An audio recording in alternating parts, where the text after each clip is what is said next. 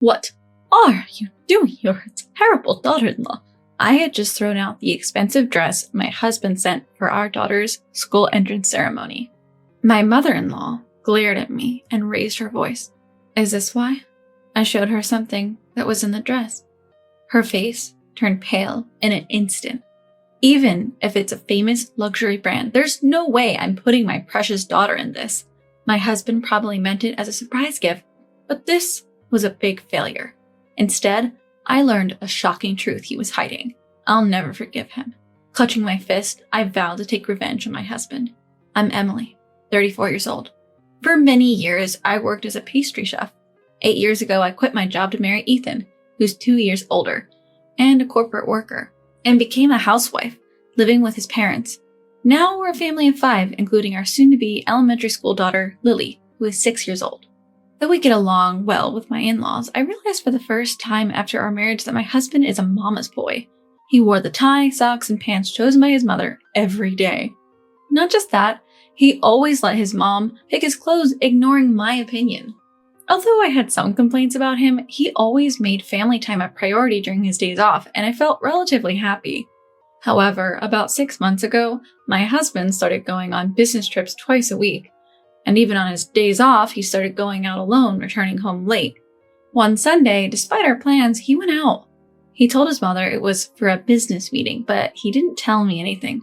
Where did Dad go? Lily, I'm sorry. Dad said he had to work. What? He said today was his day off.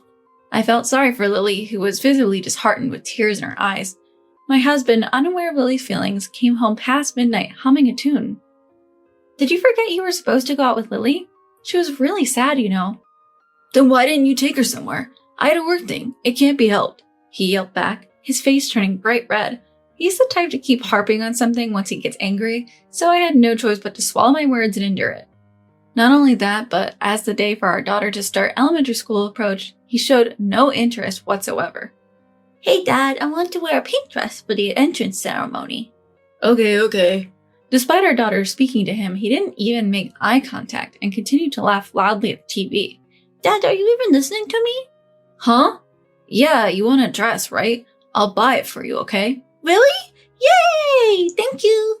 Seeing our daughter happily pinky swear with her dad, I felt relieved. However, he never brought up the subject again. As the entrance ceremony day approached, I started to get worried. Then a package for our daughter arrived at our home. The sender was my husband, so I was relieved that he remembered. However, upon closer inspection, the handwriting on the delivery label was clearly not his. It must have been written by someone at the store. Although I felt a bit uneasy, I convinced myself it was okay. Our daughter came home from kindergarten and was thrilled to open the package when I handed it to her. Yay, is it a pink dress? My mother-in-law watched Lily with a smile on her face. However, the expression on her daughter's face clouded over as she saw what was inside. What? Why? It was a navy blue dress. She just stared at it frozen. Lily, you're so lucky. This is from a famous brand. Your dad really has good taste. My mother-in-law said, looking pleased with the dress in contrast to my daughter's gloomy face. When I took the dress out of the box, the price tag was still attached. $1,500. Even though it was supposed to be a gift. That's just unthinkable, even for a gift for our daughter. He promised to buy me a pink dress, our daughter said, clearly disappointed in the gift from her dad, her face on the verge of tears. Lily, this dress might not be pink, but it's very cute. Just then a piece of paper fluttered down from the dress. I spotted a note addressed to Emily. My heart racing, I quickly picked it up. When I discreetly read the contents to my dismay, it was a letter from my husband, Ethan's mistress. Congratulations on your enrollment. I prepared this outfit on behalf of busy Ethan. Please divorce him soon. Sincerely, Grace. The handwriting matched the one on the delivery slip, meaning Ethan probably had her arrange the gift. This sent a surge of anger coursing through me. My rage intensified when I found something else enclosed with the letter. Are you kidding me? We don't need this crap. Seeing my daughter's sad face as she put the dress back in the box, I immediately tossed the dress and the box into the trash can. That's when my mother-in-law started yelling at me. What are you doing? You're such a terrible daughter-in-law. As mother-in-law glared at me with a menacing look, I couldn't stay silent. Mother-in-law, how about this? I showed the irate mother-in-law the letter from Ethan's mistress, and her face went pale. What is this? What has Ethan done? Mother-in-law was at a loss for words and sank to the floor. No wonder, as she had been shown something shocking. Mother-in-law, are you okay? Yes, I'm sorry, Emily. Her shoulders shaking, mother-in-law was visibly distressed and her eyes filled with tears. I'm never forgiving Ethan. I resolved to take revenge on my husband. That night, after confirming that both my daughter and husband were asleep, I tried to look at Ethan's locked phone for evidence of his affair. He's so naive, thinking a locked phone will keep him safe. Gently moving my snoring husband's arm, I used his fingerprint to unlock the phone. When I opened the contacts, I quickly found Grace, thanks to her having written her name in the letter. The phone was filled with couple pictures and WhatsApp messages between Ethan and Grace. First, I transferred all the images to my computer. Then, I set up my computer to monitor their future WhatsApp conversations. You better brace yourself. Finally, I was able to get some sleep. The next day, after Ethan went to work, mother-in-law readily agreed when I consulted her about a plan.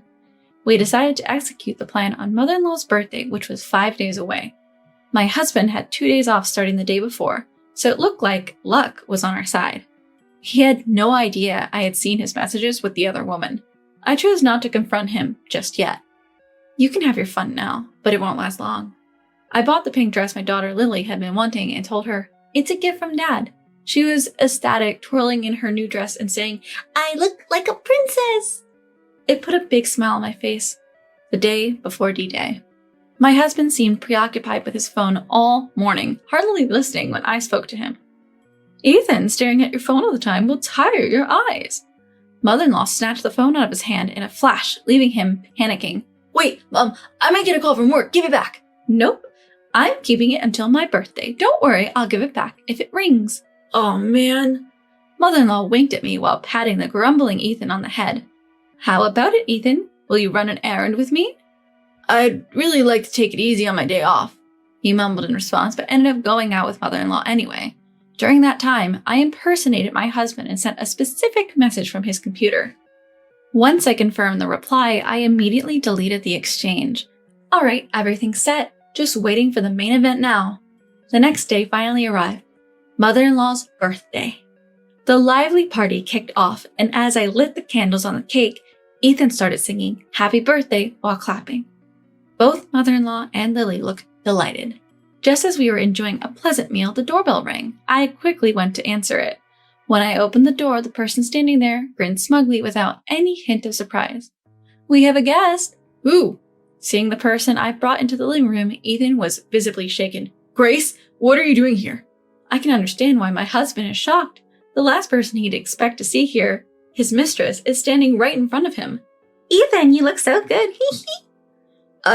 I mean, sweating profusely, my husband watched as she boldly handed gifts to my father-in-law and mother-in-law. "Father, Mother, and Emily, nice to meet you all." "Oh, you must be Lily. Pleasure to meet you." She extended her hand to our daughter, Lily, who stared back at her with a puzzled look. "Excuse my asking, but what's your relationship with Ethan?" "Oh, I'm Ethan's—" "She's my subordinate." My husband interrupted, raising his voice to cut her off. That's when my father-in-law cleverly took Lily outside. Once he sent Lily away, my husband was visibly restless, still staring at his mistress. "Why are you so jittery? She's someone you work with, right?" "Yeah, but why are you here?" "What? You're the one who invited me." She pulled out her phone and displayed a WhatsApp message in front of him. "What? I didn't send the message." "What does this mean?" You see, on the day my mother-in-law took my husband away, I impersonated him and sent a fake message to his mistress saying, "I want to introduce you to my parents on my mom's birthday." After confirming her reply, "I'm happy, looking forward to it," I immediately deleted the messages. "I called both of you here because we need to talk." "What are you thinking? Do you want to ruin Mom's birthday?" "Be quiet, I approved it, so no complaints." Both my husband and his mistress froze when they heard my mother-in-law's words. I then showed them a printout of their WhatsApp conversation. "You said you were on a business trip that day, right? Then why were you at her house?" I was getting her help with some paperwork. What's the big idea?" I almost laughed at my husband's desperate excuse. "Look closely here. It says, it's fine to stay over as long as you tell Emily it's a business trip. You sent this, didn't you?" "Ugh, stop being so nosy, snooping through my WhatsApp. You're the worst." When my husband was unable to argue with me and was as upset as he could be, I slammed a two-shot photo of him and his unfaithful partner on the table. It was a picture of them hugging each other without a stitch of clothing on. Whoa, no need to go this far. Scrambling to hide the photo, he's flustered. Meanwhile, his mistress smirks at me. I ignore her and continue. That's not all. I show him a letter from his mistress included with a dress meant for our daughter's school celebration. His face turns pale almost instantly. So what? It's just an affair. You even involved Grace. You're insane. Looking at my unapologetic husband, my anger turns to disbelief. Oh, really? Then what is this? I reveal the ultrasound image of a baby included with her letter. He stares at it and sighs deeply. So, you did send a message saying, I'll divorce Emily and let's raise a child together, didn't you? He looks down, speechless.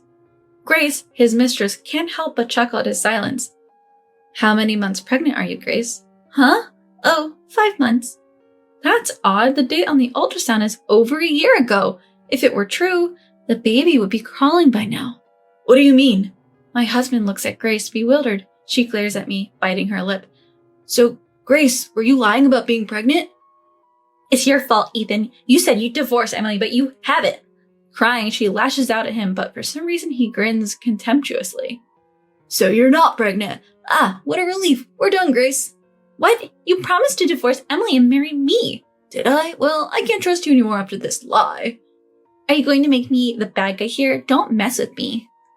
My husband dodges her attempt to grab him and hides behind my mother-in-law. Thinking this man is my husband makes me feel pathetic. Emily is the only one for me. Now that I know Grace was lying about the pregnancy, let's continue living happily like before. What are you talking about? That's just not gonna happen. Here, sign this. I was so over it. I didn't even have the energy to be angry anymore. I handed my husband the already filled out divorce papers. No, Mom, help me out here. Emily just doesn't get it. My husband, now resorting to a whiny tone, pleaded with his mom. It made me nauseous. Ethan, enough is enough. You're a grown man clinging to your mother. It's shameful. The mom's always on my side, right? No! Where do you see a mother defending her cheating son? Sign these papers now. Hurry up. Cornered by mother-in-law, Ethan, the mama's boy, reluctantly signed the divorce papers. There, happy now, he said, pouting. Just signing isn't the end of it. I'm seeking $20,000 in settlement money and $500 monthly child support from you in the divorce. What? I can't afford that. There's no way I can pay. Can't you cut me some slack? My husband flailed his arms and legs like a child having a tantrum. We dragged him out of the house with a little help from mother-in-law. The next day, I filed the divorce papers in court. I'm seeking settlement money and child support from my husband and $15,000 from his affair partner. Turns out, Ethan got disowned by mother-in-law and lost his home. He's now doing grueling manual labor just to get by. His affair partner had to borrow money from a shady loan shark to pay me, and now works as a nightclub hostess to pay off her growing debt. Meanwhile, I continued to live in Ethan's family home at the strong urging of my daughter and mother-in-law. At Lily's entrance ceremony, father-in-law, mother-in-law, and I were in attendance. My daughter, wearing a pink dress, looked very happy. I am now working as a pastry chef, living each day fully despite the hustle and bustle. I'll continue to balance both work and family, doing my best for everyone.